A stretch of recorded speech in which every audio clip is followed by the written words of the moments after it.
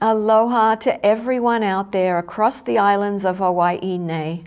I am Juliet Butters Doty, evolutionary astrologer, bringing to you the latest with the waxing super full moon in Taurus, November 5th. But first up, I'd like to talk about the interstellar three-eye atlas, which seems to be kind of on the agenda, and it's a big deal, mostly because it's from another galaxy, origins unknown, and the third only known object to enter our galaxy. It has very recently passed its perihelion to the Sun on October 29th, causing a commotion in the scientific field and left many wondering. It has brightened dramatically as it has done so, and has been blasted by very, very large explosions from the Sun as it passed by on the backside. So it concurrently intercepts and affects the electromagnetic field. NASA has announced on their website that it will not be releasing images until the shutdown is over. Interesting. There are a few comets accompanying three-eye atlas surrounding Earth, Lemon, R2 Swan, and K1 joining three-eye atlas. And noteworthy too, there have been some very large sunspot activity, explosions, as I said, from the backside of the Sun towards three-eye atlas, and that is now starting to come around the backside of the Sun to face Earth. There was one today, there was an M5 flare that came affecting Earth, and we'll be getting more soon, more than likely. These high plasma ejections affect our human bodies, upgrading us. We are electromagnetic beings after all, and we are therefore very sensitive to these solar flares. Symptoms that can occur, not necessarily all of them at once, but I'm just naming them all: headaches, sleeplessness, irritability, nervousness, fatigue.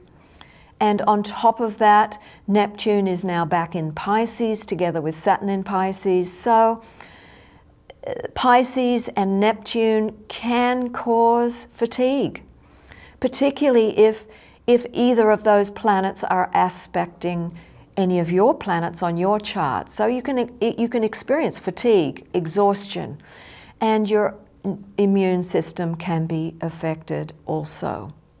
So indeed, all of us need to up the ante on our health. Both of those planets won't be back into Aries again until the end of January, even as the season is changing towards the winter months. So let's get to the moon. We have the strongest supermoon, full moon of the year, waxing in earthy Taurus at 13 degrees, coming up on November 5th, together with the retrograde Uranus since September 6th is heading back into Taurus on November 8th. Remember, I mentioned that date in previous talks, saying that if you've got changes to make, that's when you can start to make them. Also on that day, Mercury will station retrograde. So we are immersed within some very significant times. Put these three events closely together, which they are, we will move more likely, and we will be seeing some seismic events. Uranus rules seismic activity and earthquakes, together with the biggest supermoon of the year, which affects the tectonic plates and the magnetism of the Earth, enmeshed with Taurus being in an Earth element. Taurus is on the survival axis together with the Scorpio Sun, which makes up our full moon. Remember, the Sun is always opposite the moon in a full moon. So you have a setup here for yet another metamorphic and transformational opportunity. The big event seems to be the Mars Mercury opposition to Uranus. Both Mars and Mercury have recently moved into the upbeat, fiery, ready for anything Sagittarius. Thankfully, I was going to say great, because they're out of Scorpio, and they're both opposite the 0-degree Uranus. So watch out for any distractions and focus your energy. Ground well into the earth with this transit, and remember to give yourself the time for the unexpected.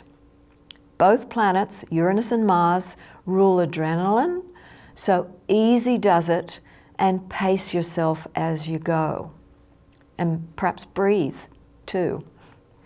More good news is that the moon in Taurus is trine, that's a great aspect, with the south node in Virgo. Full support is there to integrate into some emotional healing. We all can use that. The sun, therefore, is deeply offering a similar trine to the north node in Pisces. Healing abounds here at the emotional level, so take advantage of it and utilize the flow of the water element to feel into your compassionate self more. Allow the creativity to flow and just do it. Do what you're feeling. It's a bottom line kind of moment. Sun in Scorpio. There is a superlative trine in effect for a while between Jupiter, Saturn, and Mars. So take advantage of that one as well and use the flow. Feel for it in your life and lean into the support given there. We're being shown where things are working best for us. So dive into your intuition and trust yourself more and watch what happens. Venus, the ruler of this full moon, is incoming to a disseminating square. So it's actually a good thing. It's really asking us in a powerful way with this signature to show up creatively, jump in as to how you're getting your essential needs met, together with values you may be exerting now.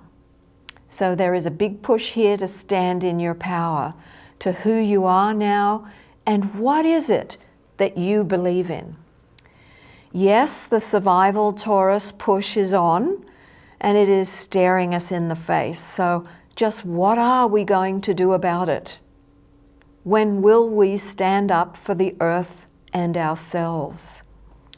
There is a consequential mystic rectangle involving the moon and the sun, always opposite each other in a full moon, as I said, with the karmic nodes of fate. It's a choice point moment for humanity, for us. We can let go of being critical, of joining in on the divisiveness, and surrender into greater possibility, deepen into the silence to feel into, discover, and delight in a creative alternative.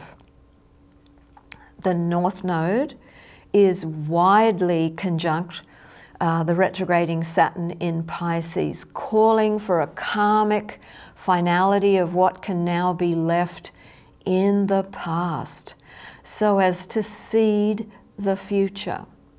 Focus on creative potentiality of what can be, rather than dragging the old ways across into next year. Let them go. Traditions are currently out the window. So Ceres, as you can see here, she's retrograding. She's moved quietly but momentously into the 4 down to 3 degrees of Aries, being effectual in her say-so with Neptune and Saturn, meaning she's conjunct with them. She's part of this big deal that's building next year. She's feminine in nature. Ceres represents the interconnectivity of all creation. She is the original root essence sustaining life on Earth. So too, she represents the cycles of life, maternal fertility, and the sacred mysteries. So there's something special going on right now. We are indeed in the midst of a regenerative and rebirth time period.